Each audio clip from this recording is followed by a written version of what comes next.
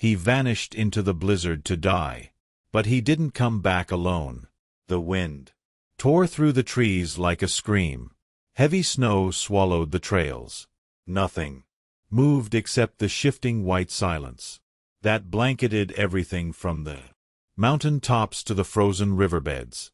It was just past noon in the Bitterroot Mountains on the border of Montana and Idaho. Bright, blinding, and deadly cold. Dakota was a giant of a dog, an Alaskan Malamute with thick silver fur, and amber eyes that burned with wild intelligence. He was built for this terrain. He belonged to it. The Grayson family had trusted him on 1,000 walks before, through forests, over ridges, into the snow, and back again. But today, something was different. He stepped off the porch like he always did. His massive paws crunched into the fresh powder. He glanced back once at the wooden cabin nestled between the trees and then disappeared into the white. By the time an hour had passed, the family felt it. Sarah stood on the porch, arms wrapped tight, staring into the trees. Her husband, Jake, gripped a pair of binoculars and scanned the ridge. Their children sat by the window, calling his name every few minutes, their voices smaller each time. 2 hours. 3. No paw prints near the edge of the property. No howl, no movement. Wasn't just snow. It was a wall of ice. Visibility reduced to nothing. They couldn't follow him. Not without risking their own lives. He's smart, Sarah whispered to herself. He always comes back. By sunset, the hope was slipping from her voice. Dakota had never stayed out this long. Not in this kind of storm. By nightfall, the temperature dropped below 0. Jake and Sarah took turns standing outside with a flashlight, calling his name into the void, praying for an echo, a bark, anything. But there was nothing, just wind and silence. The next morning, the storm had eased, but the forest was unrecognizable. Trees bent under the weight of snow. Trails vanished. The world had been erased and rewritten in white. Jake grabbed his boots, his RI snow pack, and a set of emergency flares. He didn't say anything. He didn't need to. They were both thinking the same thing. Dakota was out there, alone, or worse. Sarah stayed behind, scanning the tree, tears frozen in her lashes. The kids watched from the living room, clutching the dog's favorite blanket, refusing to eat. Every hour that passed felt heavier. The house, once filled with movement, fell. That night, no one slept. The second day was colder. Volunteers joined the search. Locals from Derby, Park, rangers, even a rescue team brought in a drone with infrared. The Grayson handed out maps, photos, and described Dakota over and over. Big, gray, and white. This looks like a wolf. Friendly. Always. Comes when called. But the forest didn't care. It swallowed sound, swallowed footprints, swallowed dogs. By the third day, desperation bled into fear. Sarah stopped making coffee. Jake stopped shaving. The kids stopped asking. They didn't say it out loud, but something was breaking. Why didn't he come back? Where did he go? And what could keep a dog like Dakota from finding his way home? Jake pressed deeper into the trees, each step a battle against the snow that swallowed his legs up to the knee. The forest no longer looked familiar. Everything was white, wind, battered, smoothed into a new landscape. Without edges. The trail markers he once knew by heart were gone, buried or blown away. His breath came out in sharp bursts, curling into the air like ghosts. Behind him, the sounds of other searchers drifted in and out. Someone whistled. Another called Dakota's name. No one answered, not even the wind. Sarah's voice cracked in the distance. She hadn't stopped calling since morning. Her voice was getting raw. The tone edged with something Jake hadn't heard in her before. Panic. Not the kind that shouts. It was quieter, deeper. The kind that tightens in the chest and refuses to let go. On the second ridge, the snow was deeper. Jake dropped to one knee, cleared a path with his shovel, and scanned the ground like a man reading ancient scripture. A pine cone, a scrap of bark, nothing else. He turned back to the others. 3 neighbors from Darby, bundled in orange jackets, stomping through the snow like ghosts. Their dogs circled, tails low, noses twitching. Even they were quiet. The forest was stealing everyone's sound. Cassie the bloodhound caught something. Her body stiffened, her nose dropped. She began to pull hard toward the old creek bed where the snow had crusted over into a brittle sheet. Everyone followed, and then she stopped. At the edge of the clearing, a single paw print pressed into the snow. Huge, isolated, icy edges already curling in. A few feet away, a broken spruce branch dangled, stripped on one side, for snagged on the bark. No other tracks, no trail. Jake crouched beside it, brushing snow from the frozen print. His fingers inside thick gloves trembled. He didn't say a word. He just stared at the space around him, open, vast, and cold. Sarah arrived. Minutes later, she dropped to her knees beside Jake. Her face was pale, lips cracked from the dry air, eyes shining with cold and something else. "Do you think it's him?" she asked. Jake didn't answer. He didn't have to. The forest had given them a clue, but no comfort. And now, as the sun dipped lower, and the air sharpened again into frostbite and silence, one question pulsed through the snow like a drum beat. How many more days can he survive out there alone? The 5th morning, the coffee pot stayed cold. No one had touched it. The house, once filled with the sound of Dakota's claws clicking across the wood floor, was silent. Too silent. The kids sat, wrapped in blankets, eyes fixed on the front door like it might open at any second. But it didn't. Sarah hadn't changed out of her boots in 2 days. She paced between the windows, her fingers twitching every time the wind shifted. Her phone buzzed constantly. Neighbors checking in. Volunteers reporting nothing. Park officials apologizing. No news. Still searching. Still nothing. Jake barely spoke. He just dressed, strapped on his boots, slung the shovel over his shoulder, and left. His hands shook when he zipped his coat. He never said goodbye. He just disappeared into the snow like Dakota had. The sky was flat and colorless.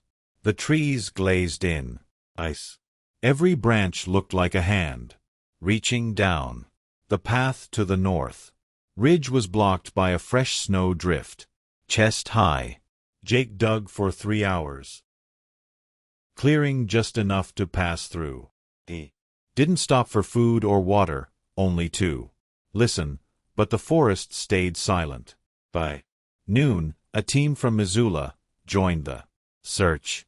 2 volunteers, one of them a wilderness tracker. They brought snowshoes, ropes, emergency kits. One carried a thermal drone. Jake watched the screen in their van, his breath fogging the glass. They flew grid after grid, scouring the valley and surrounding trails, but nothing moved. No heat signature, no shape, just frozen forest. By now, even the dogs in the search party had fallen quiet. Their noses twitched, but they seemed unsure, like even they didn't believe anymore.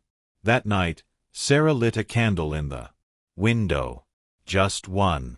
She placed Dakota's bowl beside it, filled to the brim. Not because she expected him to walk in, just so he wouldn't be hungry, just in case. Jake came home just after midnight. His beard was rimmed with ice. His lips were blue. He leaned against the doorframe for a long time before stepping inside. Sarah looked at him, eyes wide, but didn't ask. There was nothing to say. She just wrapped her arms around his coat and pressed her face into the cold fabric. Neither of them cried. They just stood there frozen, like the world outside. At 2 a.m., their daughter crept downstairs. He carried one of Dakota's toys, his favorite rope, and placed it on the porch.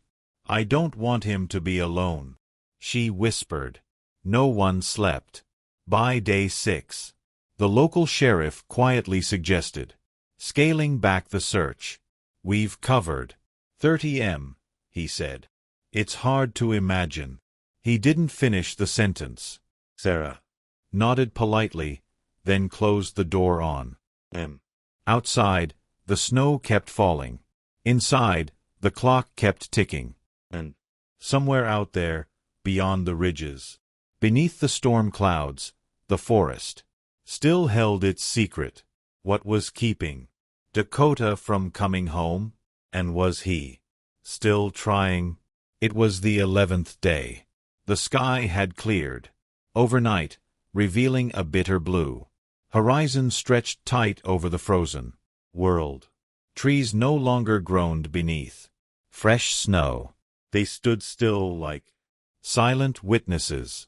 The mountains glittered with cold light and the air sliced like glass. Jake didn't go out that morning. He just sat by the window, hands clasped, eyes fixed on the edge of the tree. Sarah stood behind him, arms folded tight, staring at the same place. Neither of them spoke. There were no more updates, no more volunteers, no more calls. Even the flyers had stopped flapping. They were frozen to the poles, like old skin. At 9:12 a.m., something moved. Just a flicker, barely there.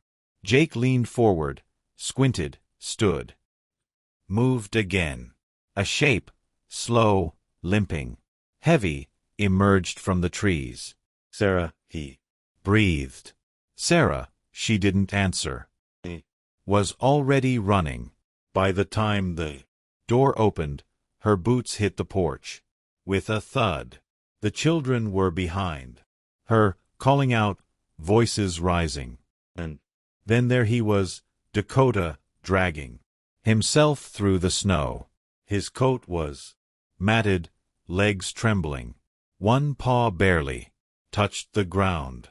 He was thinner. His head hung low, but his eyes were still alive. He collapsed at the steps. Sarah dropped to her knees in the snow, pulling his head into her lap, sobbing.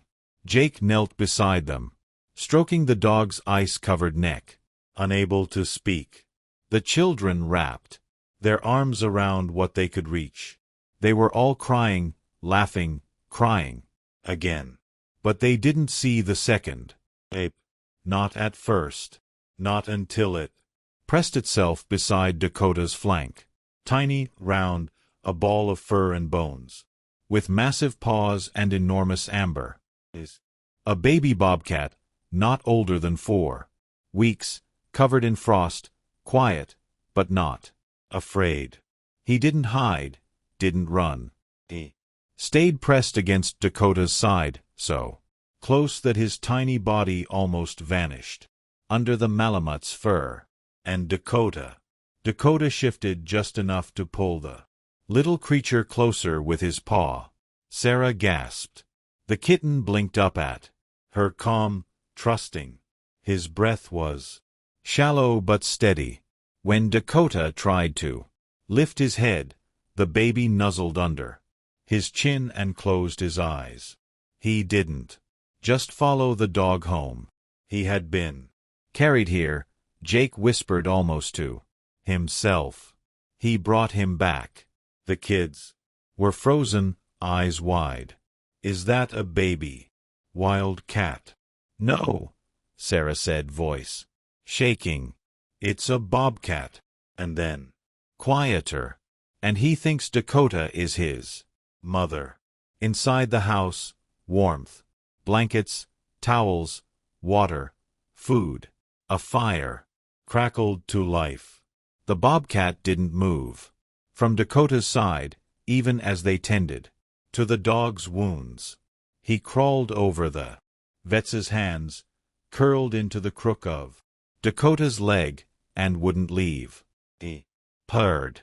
He purred like a kitten. Not wild, not feral, just home.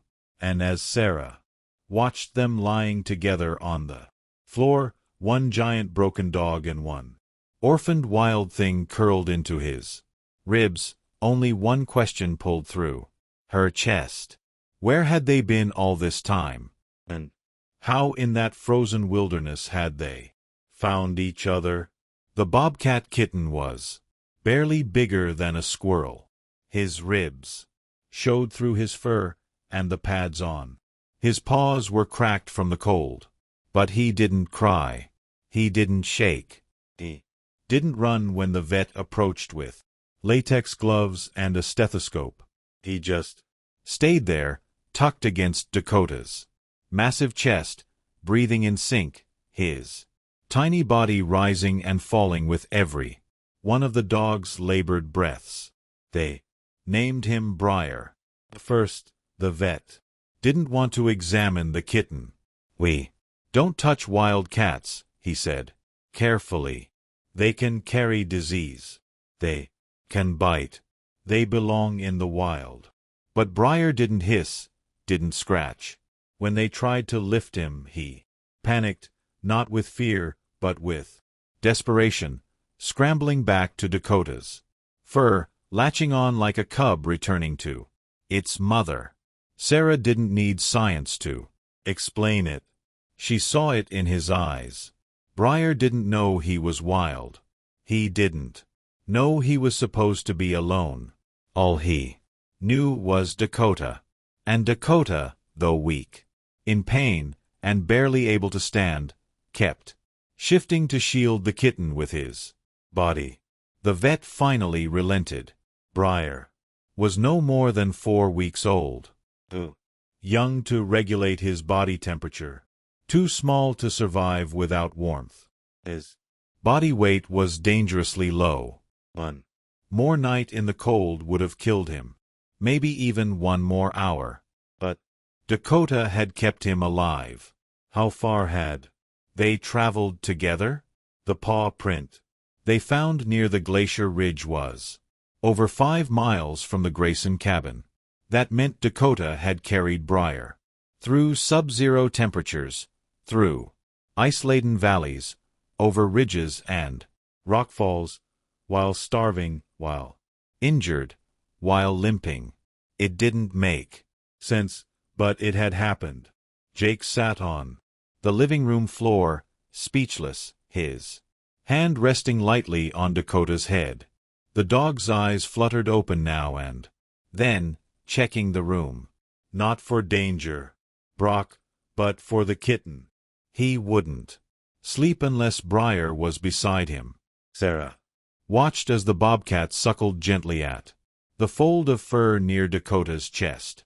Not for milk, there was none, but for comfort, instinct, memory, as if he truly believed Dakota had given him life. When night fell, they made a bed. By the fire, Dakota lay on a folded comforter, his legs stretched out, his breathing still heavy. Briar curled into the hollow between his front legs, one paw pressed to Dakota's ribs. He didn't make a sound, not even when the room went dark. Jake and Sarah stayed up, watching. Every now and then the fire crackled and Dakota stirred. But Briar never moved far, even in sleep, when dreams took him, if kittens dream, his body stayed anchored to the dog's side. And Sarah, sitting quietly with a mug of untouched tea in her hands, whispered words that made Jake's chest tighten. He thinks Dakota is his mother. No one corrected her. No one laughed. Because, in that moment, as the snow deepened outside and the wind howled against the windows, something had shifted. This wasn't just an animal rescue. This wasn't just survival. This was something else entirely, something they couldn't explain and something the world wouldn't understand. By the second day, it was no longer a mystery. The bond between the orphaned bobcat and the wounded Malamute was undeniable. It wasn't just proximity or warmth. It was devotion. Briar followed Dakota like a shadow, never more than a few inches from his side. When Dakota shifted in his sleep, the kitten would adjust instantly, curling tighter into his fur. When Dakota drank water, Briar watched and then leaned in to mimic him, dipping his tiny tongue into the bowl like a cub learning by example. At one point, when Sarah gently lifted to the kitten to change Dakota's bandages, Briar cried out, not in fear, but in protest, and clawed his way back down to the dog's side, his little paws scrabbling across the blanket as if distance itself was unbearable. He had chosen his guardian, his protector, his world. And Dakota, despite the pain, the exhaustion, and the weight of his long journey, responded the only way he knew how. He lowered his massive head, nuzzled the kitten close, and sighed, a deep, weary breath that sounded like relief. The family was still trying to comprehend it when the knock came at the door. A white SUV sat parked on the icy road outside. The person who stepped out wore an insulated green jacket and carried a clipboard. Their tone was calm, professional, almost regretful. "We've received a report about a wild bobcat being kept inside a private home," they said carefully, glancing toward the fireplace, where Briar now slept with one paw draped over Dakota's leg. "We understand the circumstances, but we're required to follow protocol. The bobcat must be transferred to a licensed wildlife rehabilitation center." Sarah's heart dropped. The official continued, outlining the policy. Wild animals, even orphaned ones, can't be raised in residential environments. Human interaction must be minimal to ensure their proper development and release. But safe didn't mean together. Safe meant removed, alone. Before Jake could respond, Briar stirred. The sound of the stranger's voice had woken him. He stretched, blinked slowly, and looked toward the unfamiliar figure. He didn't run. He didn't hiss. He simply pressed himself deeper into Dakota's side. The officer stepped forward. "We're not here to take him immediately. You'll have 72 hours to prepare for transfer. The team will arrive to pick him up." Sarah stepped in front of them. Her voice was calm, but her hands were trembling. He's not just a wild animal. He's a baby, and he thinks that's his family. Jake added, they've been through something together. We don't even know what, but separating them now, he won't understand. The visitor didn't argue. They didn't need to. They just handed over a slip of paper with a date and time printed on it. 72 hours.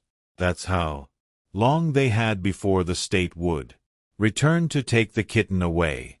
The door closed behind them. The silence that followed felt different this time. Not the heavy silence of loss, but the sharp, brittle silence of a countdown. Dakota's eyes remained half-closed. Briar had already drifted back to sleep. He didn't know that his time was running. But the Graysons did, and now they had a choice to make. Let go or fight. For something the world wouldn't understand. Sarah didn't sleep that night. She sat at the kitchen table with her laptop open, the screen casting a faint glow across her tired face. Her fingers moved fast, searching, scrolling, cross-referencing wildlife codes, exemptions, temporary custody, loopholes, anything. But every article said the same thing. Wild animals, no matter how young or bonded, could not be kept in private homes unless she found a clause buried in state rehabilitation policy, one that allowed for temporary, species-specific foster care under supervision of a licensed non-profit. Wasn't much, but it was something. By morning, she had sent 7 emails and made 5 phone calls. By noon, she'd posted a petition titled, "Let him stay. Don't separate a bobcat from the only family he knows." Within hours, neighbors were sharing it. Volunteers from the search party signed. A woman from Derby, who had lost a fawn to a similar policy, reached out and offered support. And then someone uploaded the video. It was only 30 seconds. Briar, barely bigger than a rabbit, climbing onto Dakota's back with shaky paws. The Malamute lay still, his big head resting on his front legs. As the bobcat kitten reached his shoulder, he curled his body around the dog's thick neck and stretched a tiny paw across Dakota's muzzle like he was holding him, hugging him. The video exploded. Within a day, it had over 60,000 views. People in the comments didn't see a wild animal. They saw a baby clinging to the only being who had protected him from freezing to death. Sarah sat in the corner of the living room holding her phone, reading each message. This isn't just survival. This is love. They need to stay together, whatever it takes. Please don't take that baby from his mother. The veterinarian returned that afternoon to recheck Dakota's leg. Briar growled when he got too close. He's guarding him, the vet whispered, stunned. He later handed Sarah a printed report. His official conclusion, in my professional opinion, forced separation of the bobcat. At this stage, due to ongoing dependency, inability to self-feed, and persistent trauma, could result in extreme physiological distress and potential fatality. Jake stared at the document in silence. He's not ready to leave, Sarah said. He doesn't even know he's not supposed to be here. Later that night, the family filmed another short clip. No talking, no narration, just Dakota and Briar, asleep together by the fire. The bobcat's paw resting gently on the dog's nose. When they uploaded it, the title said everything. He thinks this dog is his mother. It reached 200,000 views in a matter of hours. They weren't alone anymore. But still, the clock was ticking. And somewhere, an official form still said, transfer in 48 hours. Sarah stared at it taped to the fridge. Her jaw set. Can bureaucracy understand what it means to love? Can a rule book feel the weight of a heartbeat pressed against another? They were about to find. The letter arrived in a plain white envelope with a government seal. No emotion, no apology, just black ink on a folded sheet of paper. In accordance with state wildlife regulations, the bobcat currently residing on your property must be surrendered to authorized personnel within 24 hours. No exceptions, no appeals. Sarah read it once, then again. Her hand shook. Her vision blurred. She placed it on the table and walked out the front door. Without saying a word, Jake found her 20 minutes later kneeling in the snow, behind the woodshed, holding Briar in her arms. The kitten was asleep, his head tucked under her chin. She was whispering to him something about staying strong, about not being afraid. When Jake crouched beside her, she looked up. "We can't let them take him," she said. Her voice wasn't angry. It was hollow. "I know," Jake replied. "But we can't break the law either." Sarah didn't respond. She just stared out into the forest. The trees stood like guards, tall and silent. There were caves out there, old cabins, places no one would look. "If we left him deep enough," she whispered, "he might never be found." Jake didn't speak. He didn't need to. The thought had crossed his mind, too. But before they could make a choice they couldn't take back, the phone rang. Was a number they didn't recognize. Sarah hesitated, then answered. The voice on the other end was calm, direct. "My name is Elena. I work with Northern Wildlife Alliance. We saw the video and we believe this case is different." Sarah barely breathed. "A licensed non-profit," Elena continued. "We operate under special rehabilitation provisions. If the state agrees to transfer temporary guardianship to us, we can provide sanctuary and keep the animals together, but we'll need to act fast. There's paperwork, legal language. The clock's already running." Sarah's voice cracked. "You can keep them together if we move quickly," Elena said. "Yes, but we'll need cooperation from the state and your full consent. And you may have to let go of custody entirely. Dakota, too, for now." Sarah went quiet. Inside the house, Dakota was resting on the rug, his eyes half closed. Briar lay curled into his side, one tiny paw resting on the dog's chest. Like a heartbeat. They had already lost each other once. Could they survive it again? Jake listened on speakerphone, staring down at the kitchen floor, his jaw clenched. Elena's voice came through, steady and low. "We can save them both, but we need to move now."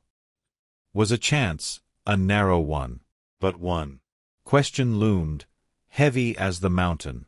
Snow outside. How much would it cost to keep them together? And were they ready to pay the price? The sound of tires crunching over ice shattered the stillness of the morning. A white transport truck pulled slowly into the driveway, its back panel marked with a state seal. Two officers stepped out, their faces unreadable beneath winter caps. They carried a reinforced crate and a clipboard. Sarah stood on the porch holding Briar in her arms, the kitten wrapped in a blanket. He was squirming, restless, sensing something. His ears twitched, his eyes darted. Inside, Dakota let out a low whine. Soon as Briar heard it, he wriggled free of the blanket, dropped to the floor, and ran to the dog's side. When the officers entered, the kitten hissed. Then he leapt up onto Dakota's back, digging in with tiny claws, trembling. His body pressed tight against the dog's fur as if trying to melt into it. His cries were high-pitched, sharp, desperate. Dakota stirred, lifting his head with effort. His ears turned toward Briar, but his body didn't move. He was too tired, too hurt. But his eyes found Sarah's, and they stayed there. The officers paused. One of them took a step forward. Sarah stepped between them. Her voice broke. "Please, just give us one more day." But they shook their heads. "We're sorry. We have to proceed." Briar cried out, a sound that didn't belong in this world. Raw and panicked, he clawed at Dakota's neck, refusing to be pulled away. His body thrashed. He didn't understand. He thought they were taking his mother. Sarah's hands covered her face. She couldn't watch. But then a second vehicle turned up the road. Smaller, unmarked. Its tires slid slightly on the frozen gravel as it pulled to a stop behind the truck. Woman stepped out holding a manila envelope. Elena. She walked quickly past the officers and straight to Sarah, nodding once before turning to face the state representatives. "I have a signed emergency order from the district wildlife court. Verified, stamped, effective immediately." She handed over the document. Temporary joint placement, licensed sanctuary custody. The bobcat and the dog remained together under non-profit guardianship, transported together, monitored together. The officers read the paper twice. Then, slowly they nodded. No cuffs, no crate. Just a new van, a warm interior, 2 sleeping mats placed side by side. Jake carried Dakota. Elena lifted Briar, who immediately squirmed to reach for the dog. Inside the van, they curled into one another like puzzle pieces. No fear. Now, just silence, just breathing. Sarah stood in the snow, hands shaking, tears running down her cheeks. But her heart, for the first time in days, felt steady. They were going together, not torn apart, not broken by the rules. And as the van pulled away, tires leaving twin tracks in the snow, she whispered to herself the only words that made sense. Sometimes compassion is stronger than the law.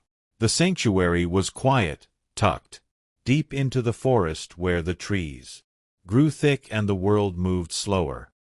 Snow still covered the ground, but spring was beginning to press its fingers into the soil, softening edges, loosening ice, warming breath. Dakota lay in a heated enclosure, his body wrapped in clean blankets, his wounds healing slowly. He'd lost weight, but not strength, not spirit. Every time the door opened, his ears perked, his eyes searched. And when Sarah arrived with the children bundled in coats, carrying his favorite toy, his tail thumped once, then again, then stronger. He didn't try to stand. He didn't need to. Briar was already bounding across the room, paws still, oversized and clumsy, but fast. He launched himself into the blanket and nestled against Dakota's chest, letting out a low, rumbling purr. For the first 2 weeks, the Graysons came every day. They weren't allowed inside the enclosure at first, but they watched from behind the barrier, watched as Briar learned to eat solid food, to climb logs, to swat at falling snowflakes like a house cat. He grew stronger. His coat thickened. His eyes grew sharper. But he never stopped. Returning to Dakota. Every nap, every stormy night, every new noise, he always sought him out. His anchor, his comfort. The sanctuary staff were patient, gentle. They monitored everything, fed them separately, evaluated Briar's development daily. Eventually, the conclusion was clear. He would survive. At 8 weeks, Briar no longer needed help feeding. At 9, he began to sleep, alone in a separate enclosure, still within view of Dakota, but apart. At 10, he stopped crying when they were apart. He was adapting, and Dakota was watching. The staff spoke with Sarah on the 11th visit. "He's ready," they said. And so is Dakota. The paperwork was signed.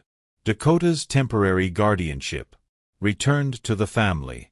When Jake came to pick him up, the dog stood on his own, limping still but proud. Briar watched from a raised platform as the Graysons led Dakota to the car. He didn't chase. He didn't cry, but his ears followed every step. Back home, Dakota walked the house slowly, relearning his steps, reacquainting himself with rooms and smells. The kids welcomed him like a soldier returning from war. Sarah wept. Jake built a new bed by the fire. But once a week, every Sunday, they drove back to the sanctuary. They didn't need to be told. It was the right thing. They just knew. Briar would sit by the gate before they even arrived. And when Dakota stepped from the car, the bobcat would run, not like a wild thing, but like a child. They would curl into one another in the tall grass of the outdoor enclosure. Briar no longer needed him the way he once did, but he still loved him. And Dakota, he didn't need to protect the kitten anymore. He just wanted to see him. Some bonds are formed by survival. Others are built on something deeper. And when they meet again each week, something unspoken passes between them. We made it. We still belong. Even apart, we're never truly alone. Some stories stay with you because they end in tears. Others stay because they end in something stronger. Briar is growing into a powerful young bobcat now. His paws are fast, his body sleek. He climbs trees in seconds and stalks birds with a focus that speaks to the wild inside him. But even now, months later, when he hears the sound of a familiar engine rumbling up the sanctuary road, he still pauses and he waits. Every Sunday, Dakota steps out of the car first. The old Malamute is slower now, but steady, and Briar meets him like clockwork, no longer a kitten, but still the same soul who once survived a blizzard, pressed into the warmth of a dog's ribs. They walk together through the outer paddock side by side. No leash, no barrier, no fear. Sometimes Sarah and the kids sit quietly on the bench nearby and just watch. No one says much. They don't need to. Every story here on Hope and Fur reminds us about the incredible power of compassion and how crucial it is to support animals in need. When you watch and share these stories, you're helping more rescued animals find the love, care, and homes they deserve. This animal's journey from rescue to rehabilitation shows just how important non-profit rescue groups really are. Caring for rescued animals is more than love. It's responsibility, animal welfare, and wildlife conservation. Briar may return to the wild someday, or He may stay where it's safe, where he can be an ambassador, living proof that, even in a brutal world, kindness can grow between species that were never meant to meet. But whatever happens, one truth remains. He never would have made it alone. And Dakota didn't just save his life. He gave him something far more. There. A place to belong. Join us at Hope and Fur, where every story becomes a voice and every voice becomes hope.